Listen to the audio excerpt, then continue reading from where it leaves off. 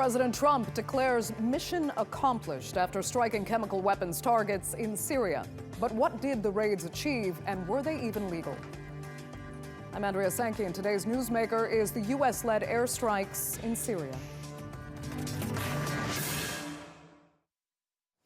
Well, they were the heaviest strikes against the Assad regime so far in the Syrian war. They were the promised response to the regime's alleged chemical weapons attack on civilians in the formerly rebel-held town of Douma.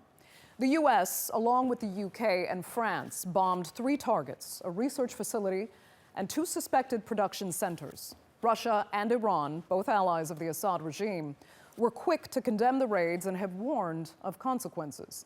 So will the strikes have the desired impact, or will they only further escalate this brutal war? That debate in a moment, but first, here's Natalie Pohonen.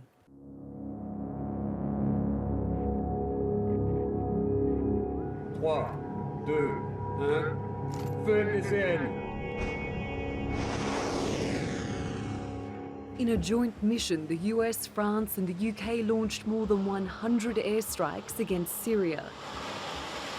Their target? 3 sites they say played a key role in Syria's chemical weapons program. It was a show of military might in response to the suspected use of chemical weapons in Douma earlier this month. For US President Donald Trump, it's mission accomplished through deterrence. We are prepared to sustain this response until the Syrian regime stops its use of prohibited chemical agents. America's partners say their role in the operation was justified. We agree that it was both right and legal to take military action, together with our closest allies. Cette action est proportionnée et ciblée. It was military force directed at the Syrian regime, but at the same time, the West has put Moscow on notice for its continued support of Syria's Bashar al-Assad. Russia must decide if it will continue down this dark path or if it will join with civilized nations as a force for stability and peace.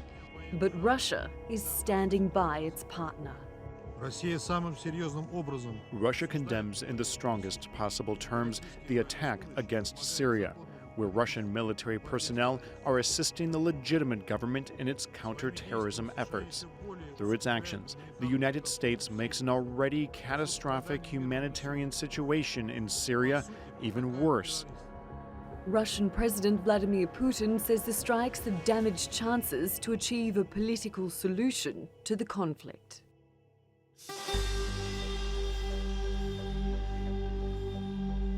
In Damascus, hundreds have rallied in support of Bashar al-Assad.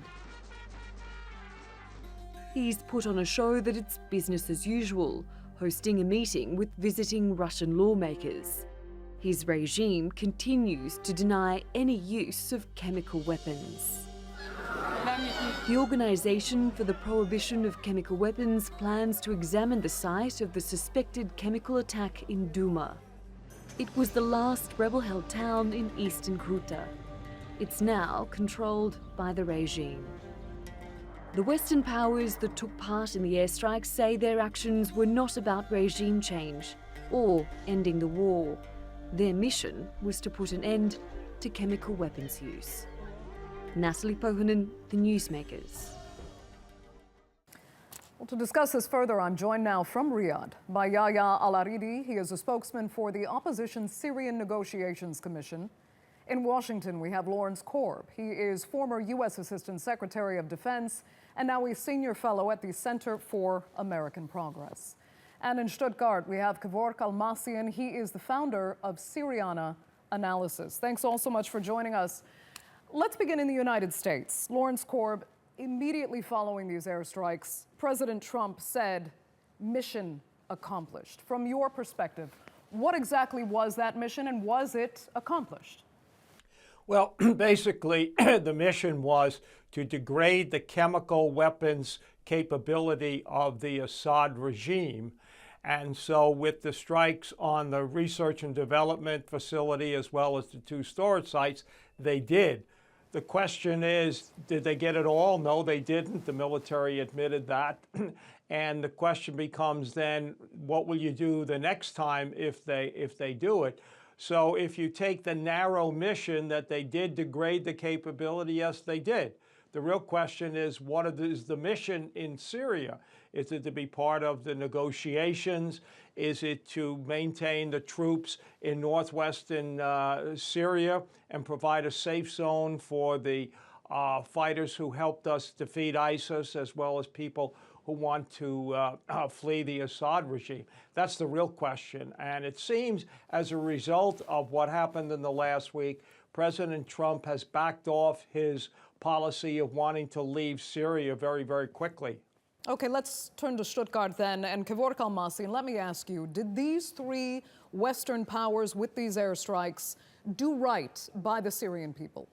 Actually, if we check the reactions of the Syrian people after the attacks, after the aggression of the Americans, the French, and the British on the Syrian soil, the reactions were enthusiastic and positive because the attack didn't achieve or didn't accomplish the mission, as Donald Trump mentioned, because his advisors and a lot of warmonger hawks in his administration were calling to destroy the air force capabilities of the Syrian government, and also to crush the backbone of the Syrian army in order not to be able to move forward and advance towards Daraa, towards the southern part city of Daraa, and also towards the east, because we know that there is a mobilization of forces going on by the Syrian army in order to fight against the Israeli proxies in Daraa, but also towards the east, where the Americans are illegally occupying a big portion of the Syrian territories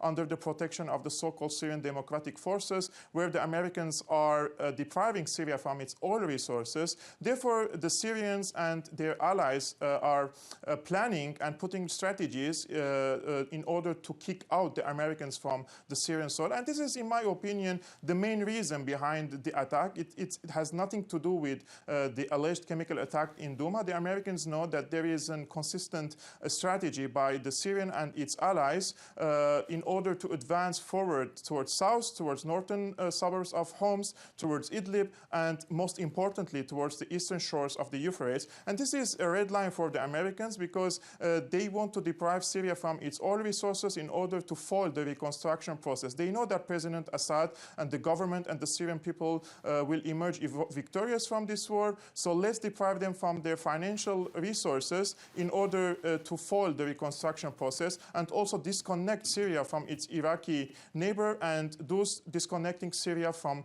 Iran and the Central Asia. And this is all about geopolitical conflict and has nothing to do with the internal political process, or whether or not the Syrian government used any kind of WMDs, which they don't have, and they have destroyed all the chemical weapons in 2013 under the supervision of the OPCW and with the cooperation of the American warships in the Mediterranean. Okay, Yahya Al-Aridi, as a member of the opposition, I'd like to get your take on what you heard from Kevork there. I mean, at the very least, you applaud this effort by France, the UK, and the US? Well, first of all, we applaud any strike on Syria from whoever it comes. In particular, from this brutal regime that faced people's chance for freedom with bullets and bombs and barrel bombs, and at a certain time with chemical weapons. And I have a real objection to the word, the alleged chemical attack. It is a chemical attack, not for the first time, but for the 400th time. And you know, in 2013, the chemical arsenal was allegedly taken from the regime and destroyed, but it has been proven that the regime continues to use chemical weapons against its own people.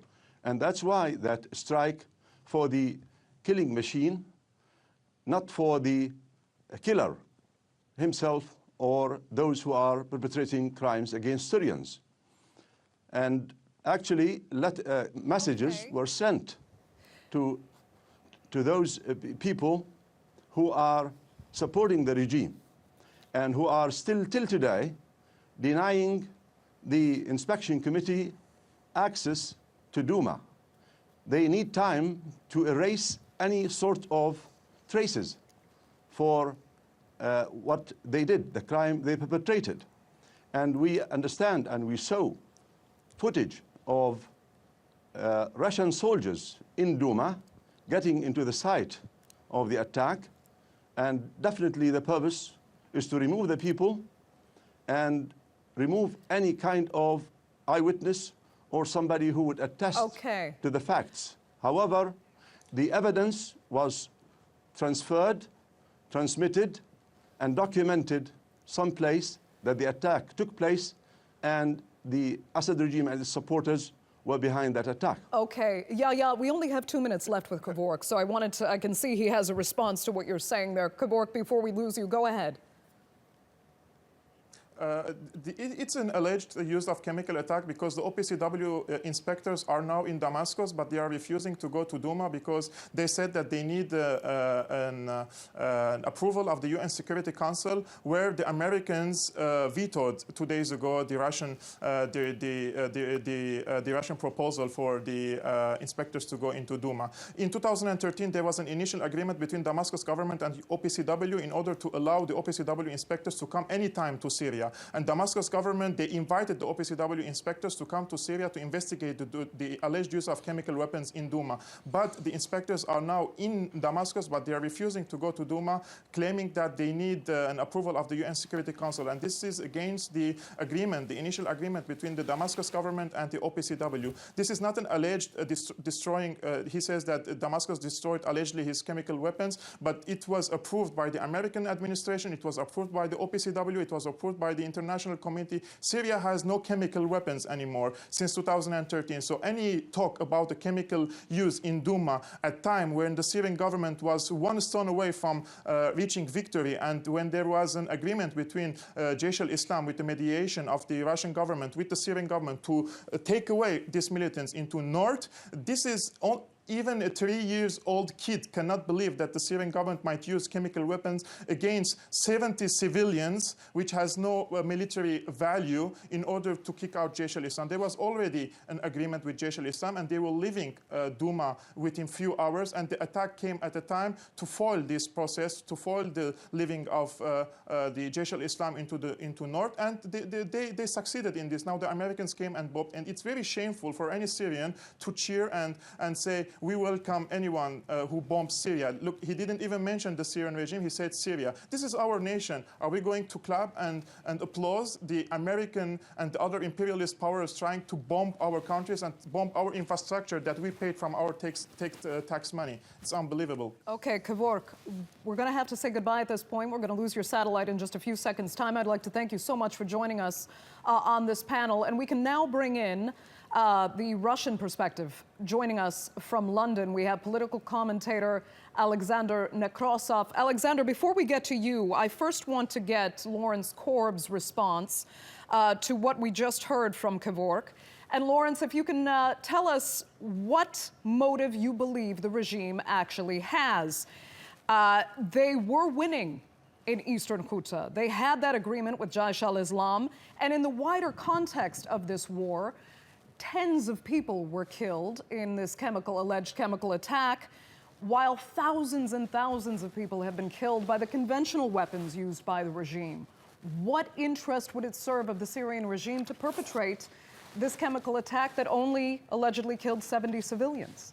They used the chemicals to get the rebels out of Duma more quickly. And this idea they haven't used them since 2013 is nonsense. A year ago, on April 7, 2017, they actually used planes to drop then sarin gas, and that's the first time President Trump responded. They've used them about 7 times since then, not the sarin gas, just the quote-unquote chlorine.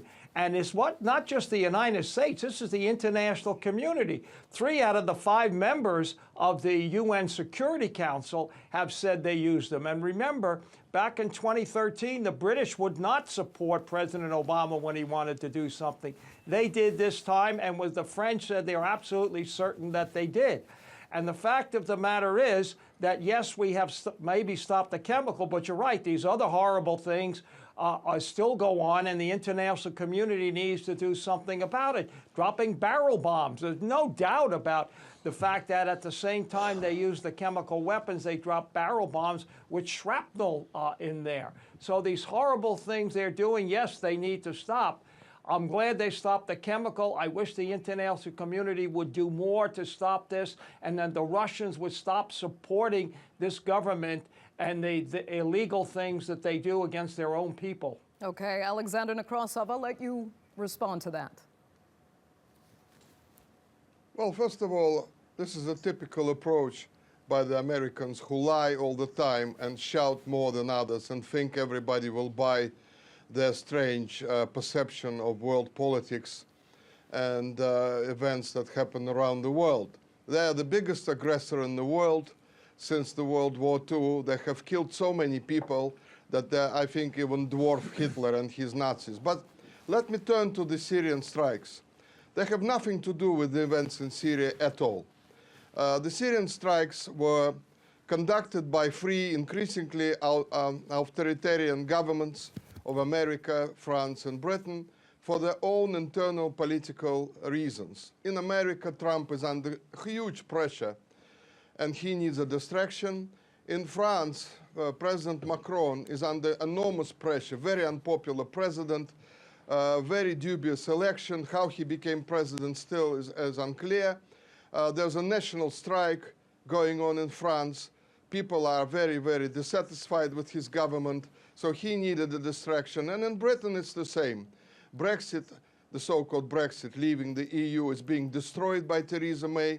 She agreed a deal with the EU, which is so bad for Britain that in a normal, civilized, democratic state, she would have been impeached and her government would have fallen. Okay. So she needed this strike as well, just like she needed that appalling farce in Salisbury, where supposedly the Russian state was behind the poisoning of some obscure former spy who was a part of a spy exchange and whom nobody even was interested in.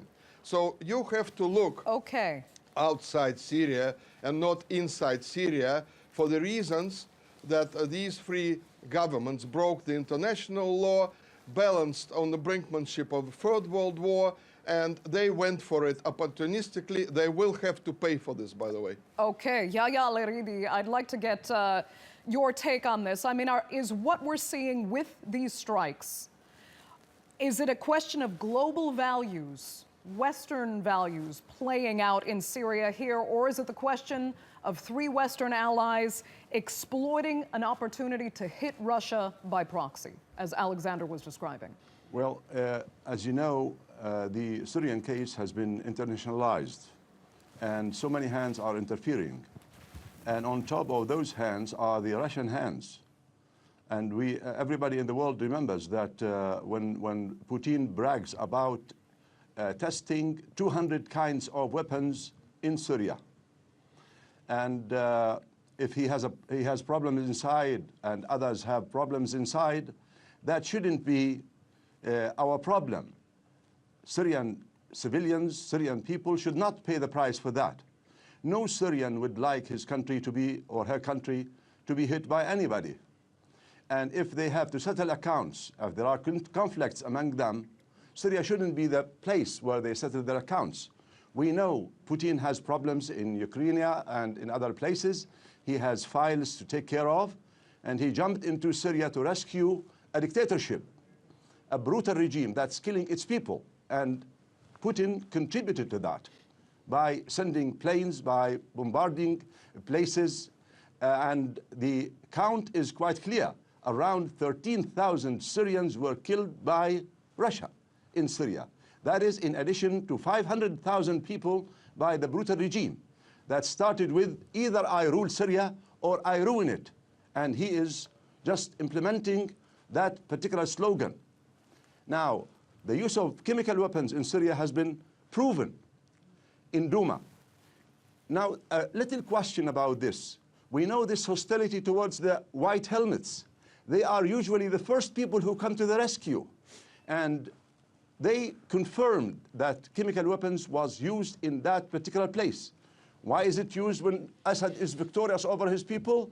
No, they are testing the threshold, the tolerance of other people of the world, whether they can go beyond this. And we know that Iran is exercising this kind of viciousness against Syrians to promote its plans.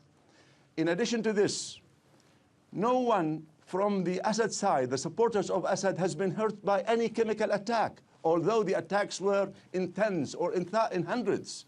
Okay. The target is those Syrian people who will say no. And for that guy from Kivork or whatever, we are not clapping for the death of our people. Okay. They are, we are really sad. We want the world to come to the rescue of Syria and rid it of this brutal regime and its supporters. Understood. That's basically what we want. Yeah, quick. In the interest of equal time here, I just need to give Alexander just the last 30 seconds to respond before we lose our satellite connection. Go ahead, Alexander. Well, the only thing I can say is that if Assad was a brutal dictator and nobody in Syria would have supported him, he would be long ago gone. But it's 7 years now of civil war. Assad is still there, the Syrian army is still there, and if you're going to say that it's still there it's because of your support. Iran it's because of your support and Iran's support. Hold on, you should shut up when people are talking. Get some manners, you savage.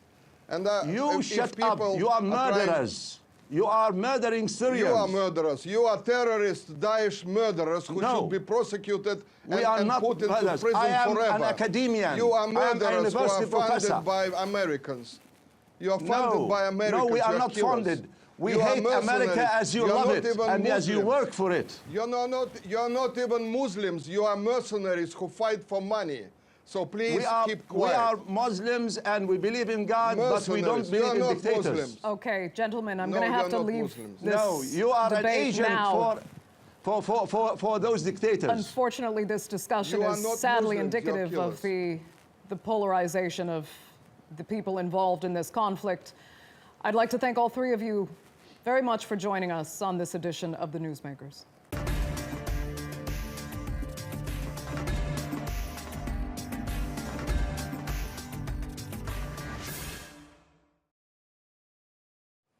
Now, every political party needs money. And in India, it just became a whole lot easier to get. A controversial amendment to a law on foreign donations passed through Parliament with no debate, allowing political parties to receive anonymous donations from foreign corporations and Indians living abroad. Now, that kind of funding had been forbidden, and both the ruling BJP and opposition Congress Party were previously found guilty of breaching campaign funding laws. But with this amendment, they will now not be prosecuted. And activists are up in arms. They say allowing donations from foreign entities opens the door to outside influence and corruption. So are they right? We'll discuss that in a moment, but first, here's Christine Provolakis.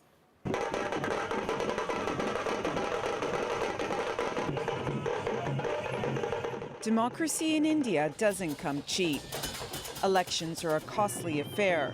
And now, under a new law, political parties can receive donations from Indians living abroad or through foreign companies with subsidiaries in the country. The new legislation also spares political parties from being investigated for foreign donations received in past election campaigns. That frees India's two major parties, the ruling BJP and the opposition Congress Party, from the fallout of a court ruling in 2014 that found them guilty of breaking rules on foreign funding. Under the Foreign Contribution Act, any type of foreign donation received by political parties before 2010 was open to police investigation. But the court says both parties had accepted donations from a British mining company called Vendata between 2004 and 2012. So as to retroactively protect both the BJP and Congress parties, India's government bypassed parliamentary debate and changed the law, ensuring that any foreign money received by political parties since 1976 will not be investigated. But it's not the first time India's parties have worked together to change how elections are funded. Last year, Parliament passed a bill removing a ceiling on corporate donations.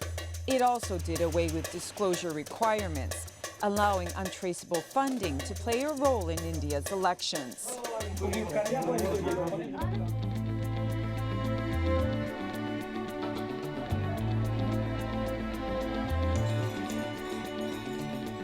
The world's largest democracy spent more than $5 billion on political campaigning for the 2014 parliamentary elections. And with no federal election funding, money from anonymous sources has been the lifeline for political parties and their campaigns. Money collected has been spent to stage rallies, hire helicopters, and lavish voters with gifts. The two major parties have garnered most of the political funding, largely through corporate donations. The ruling BJP, the wealthiest of India's 7 parties, reported an income of $161 million in the 2017 financial year, while the opposition Congress Party declared $35 million for the same period. With the new law, foreign donations are likely to make India's political parties even wealthier. But the government's pardon for foreign cash coming into India has not been applied across the board. More than 20,000 non-governmental organizations in India, among them Greenpeace, have lost licenses to receive international funding. NGOs say the crackdown is aimed at silencing advocacy groups that campaign against the government's policies on industry and the environment. The government says aid groups violated the law for not disclosing donation details. Transparency of political funding, even domestic funding, is already a problem in India. And many fear the latest changes to the electoral law will only make Indian politics more shadowy and vulnerable to foreign influence. Christine Pirovolakis, The Newsmakers. Well, to discuss this further, I'm joined now from New Delhi by Jagdeep Chokar. He is one of the founders of the Association for Democratic Reforms, a non-governmental organization that looks at electoral and political reform. In Bengaluru, we have Gopal Krishna Agarwal. He is a national and economic spokesman for the ruling BJP. And completing our panel is Gali Venkatesh Rao. He is an advocate in the Supreme Court of India. Let me begin by getting a perspective from each of you here, and I'll begin in New Delhi with Jagdeep. How could this amendment to approve foreign funding of political parties be a good thing for India's democracy? Well, it is not a good thing for Indian democracy, and it cannot be a good thing for Indian democracy, for the simple reason that the law which is being attempted to be amended was actually removed from the statute books in 2010. So the law was technically what is called repealed, and therefore it is a dead law which has been dead for 8 years. Now, first of all, to reactivate and then to amend a dead law is against all canons of justice or even normality. Okay, then why was it done, Jagdeep? It was done because the two leading political parties, the BJP and the Congress, have been found guilty by the Delhi High Court of violating the Foreign Contributions Regulation Act. And in order to avoid that guilt or prosecution as a result of the Delhi High Court judgment, which was given in 2014, the first attempt was to amend the newer version of this law, which was promulgated in 2010. And when this was discovered that these donations which were under question were taken before 2010, now the 1976 law, which is no longer valid, is attempted to be amended.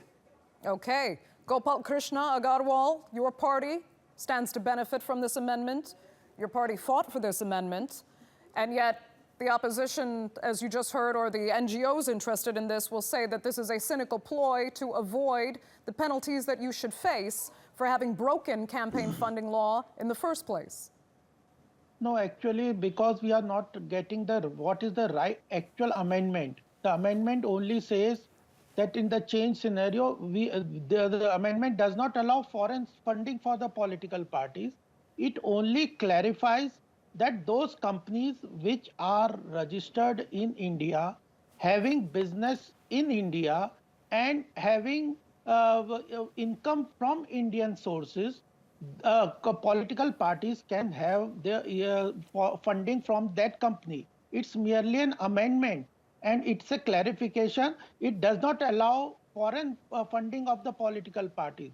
There is no change like this. Now the foreign political parties can take funds from the foreign companies. It does not allow this. It only clarifies that those companies registered in India and having operations in India, having income from Indian businesses, from that companies, now in the change scenario when there are so many FDIs, this company, etc., those from those companies, the political parties can take this donations or funding. Okay, That's only the clarification. So with that, though, do you not fear that corporate interests will become too powerful in influencing politicians in India through this amendment? No, already there is a large part of corporate funding in the elections. Elections are very expensive, and if there is a transparency which is being brought by the Election Commission and the political parties, income tax rules, etc., they are bringing complete transparencies in how political parties are funded, from which source they get their resources. They have to file their complete with all details and disclose everything with the Election Commission and Income Tax Department. So therefore, with transparency, ultimately they will have to get funds if the if they are getting the expenses from the transparent way. Is that why it's good for Indian democracy then, by helping parties campaign?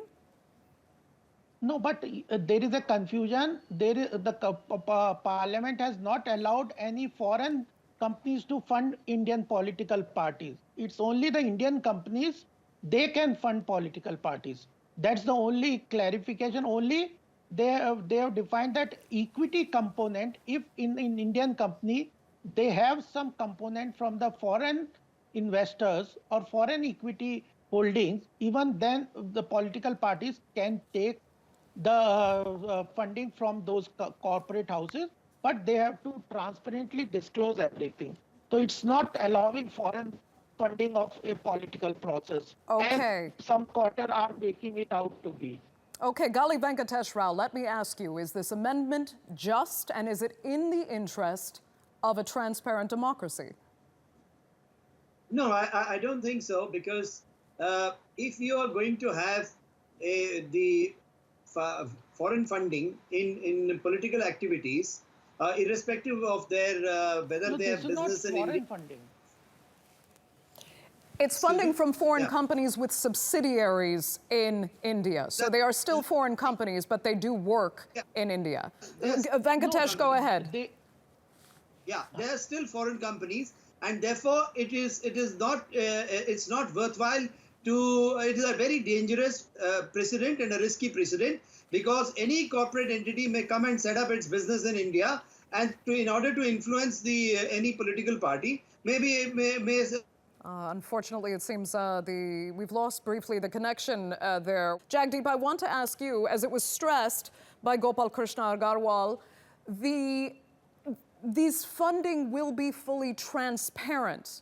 But we've heard critics say that that is exactly the problem. These donors can be anonymous, and their donations are not at all transparent.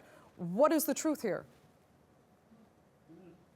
There are two issues here. One is that BJP and Congress violated the law in 2009 and before that. Now, what is being touted as a clarification is amendment in a law which was enforced from 1976 to 2010. That law is being amended to get the two major political parties off the hook, where they have been found guilty of violating that law by the Delhi High Court. That is issue number one. Issue number two is the transparency in political funding. As a matter of fact, in the latest budget or the finance bill, about a year ago, a new instrument was introduced called the electoral bond, which makes political funding completely opaque.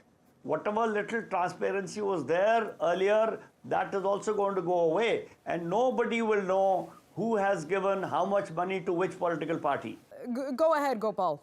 What ADR gentleman, Mr. Jaideep, is saying, he is saying that with this amendment, government has allowed foreign companies to fund political parties in India. I am very categorically saying that this is not the case. This FCRA and the Election Commission or Income Tax Act has not been amended that the foreign political parties can take funds from foreign companies. That stands as it is.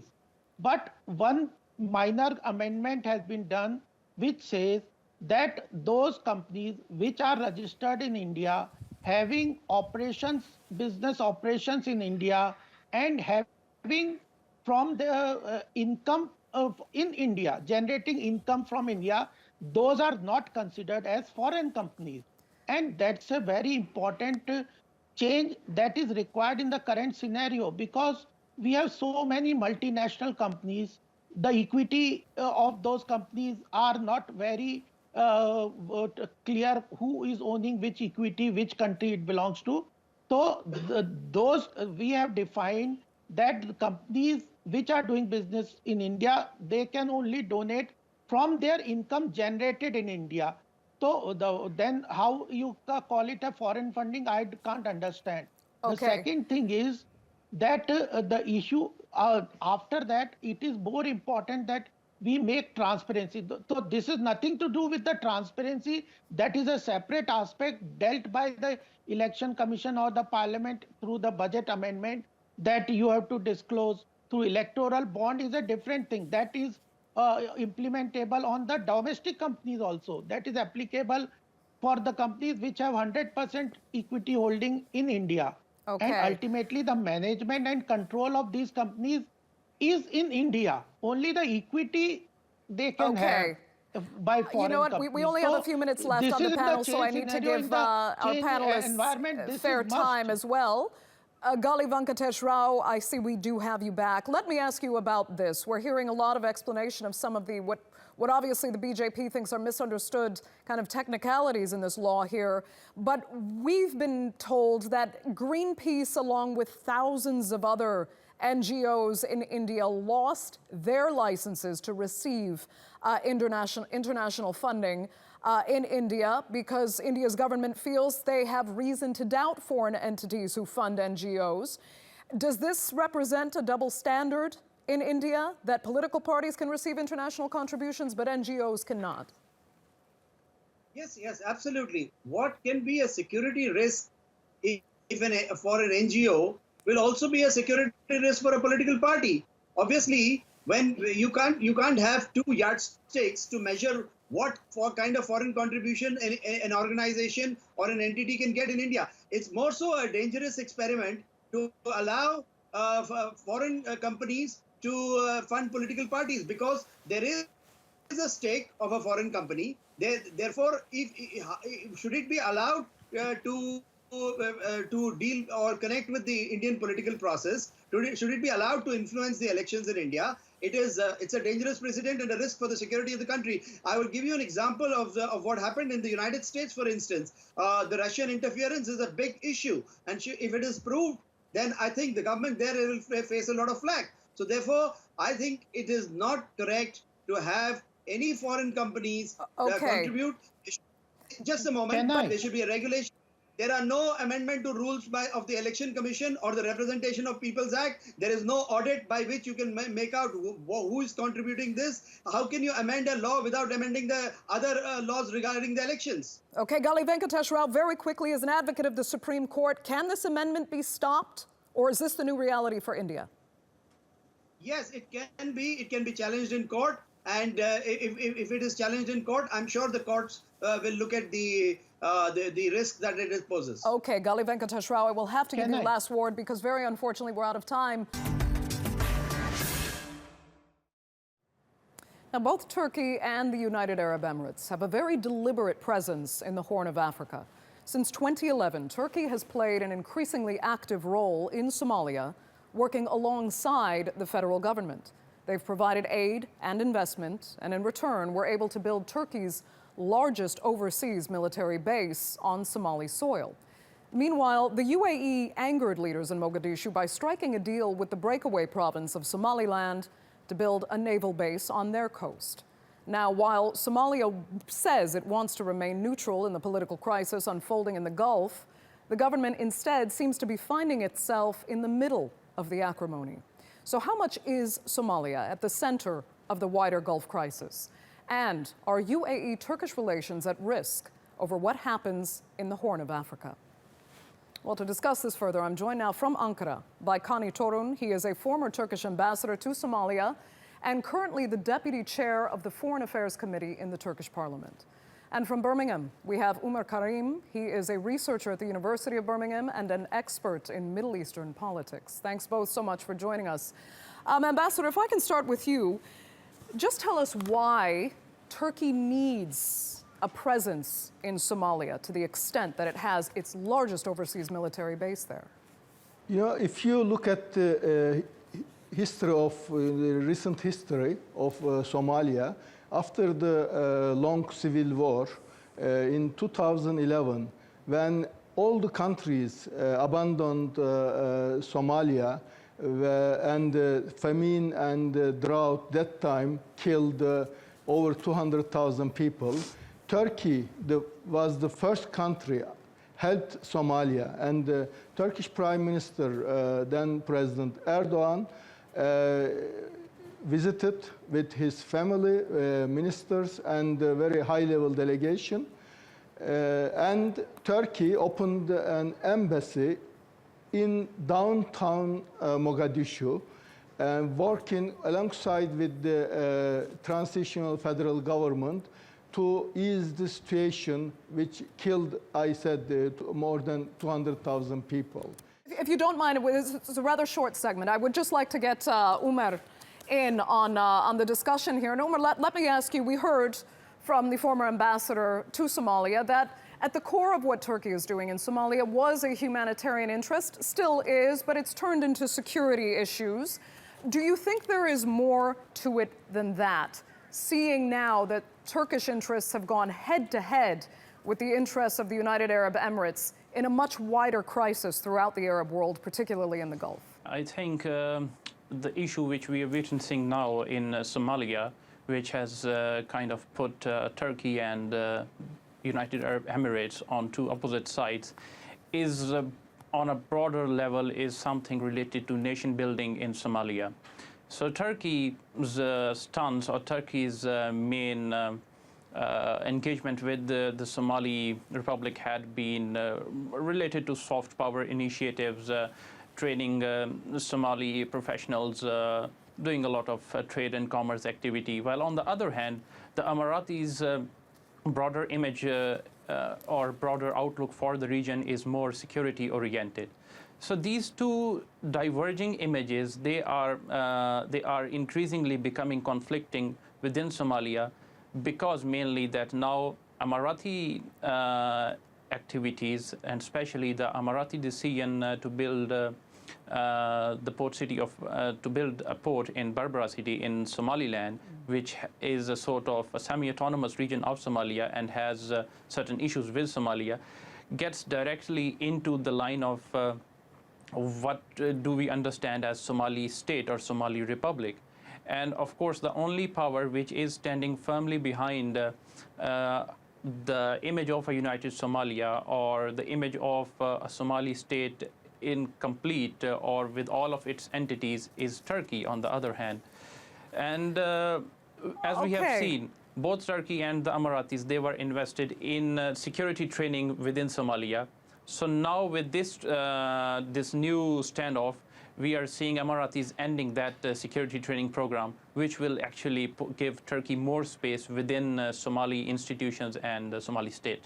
Okay, as you describe it as a standoff, though, I mean, do you harbor fears that this could escalate to real conflict, in a sense, between UAE and its Arab partners and Turkey and its allies?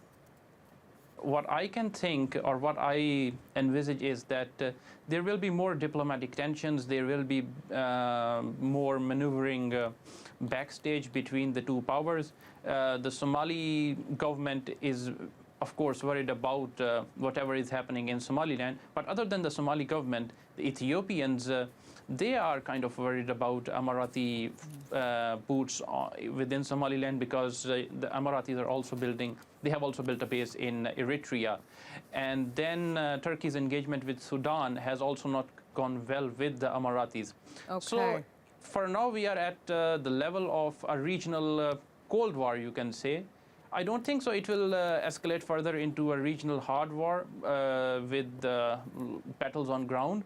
But definitely it will instill more instability within Somalia, and will definitely hamper the activities of counterinsurgency against Al-Qaeda and Al-Shabaab militants. Then, Kani Torum, I mean, do you fear further endangering the Turkish relationship, not just with the United Arab Emirates, but in turn with Saudi Arabia, for example, via Turkey's developments and actions in the Horn of Africa?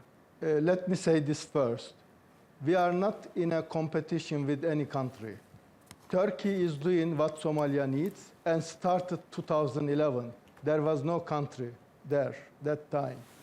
So then we increased our work through development, and then part of development as state building process, we helped for the military. And Turkish base, so-called base, actually it's the military training facility.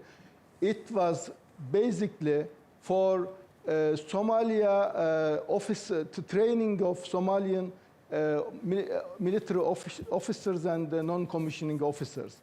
So we are trying to build a new nation, new state with the That's proper, understood, but security from the apparatus. perspective of certain Arab states, that's not how they see Turkey's presence there, given that Turkey is a strong ally of Qatar.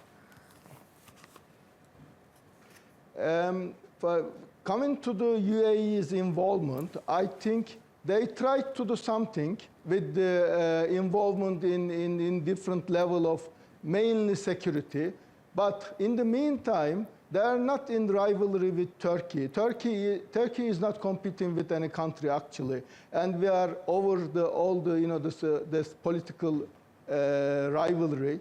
Actually, their competition now, after particularly the Farmajo's government, their competition with Qatar, because Farmajo announced that they will be neutral, not to support any of the camp.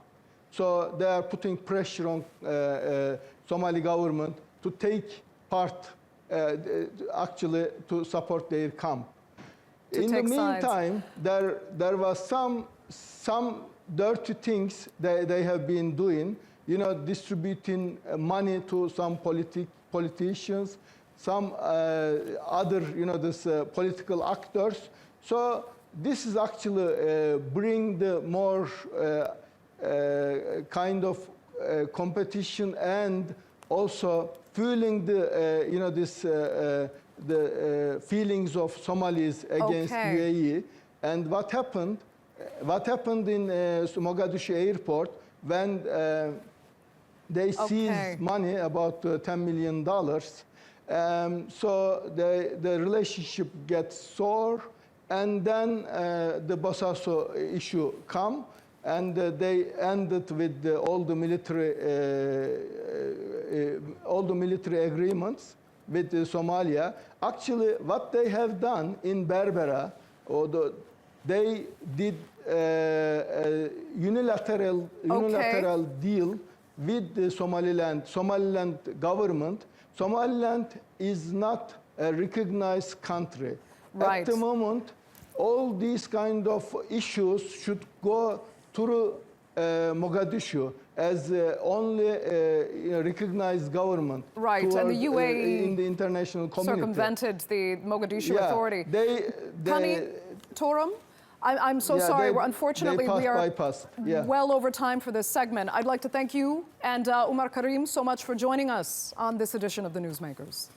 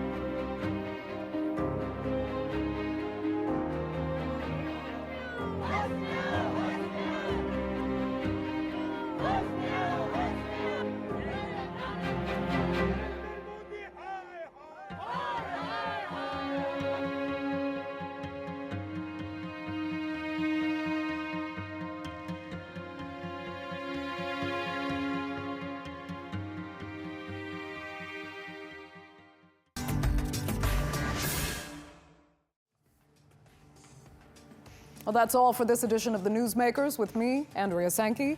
Remember, you can check out more of our stories on YouTube, Facebook, and Twitter. Remember to like, follow, and subscribe. Next time, the former FBI director says Donald Trump is morally unfit to be president. Could the recent string of news scandals bring Trump down? Until then, thanks for watching. Goodbye.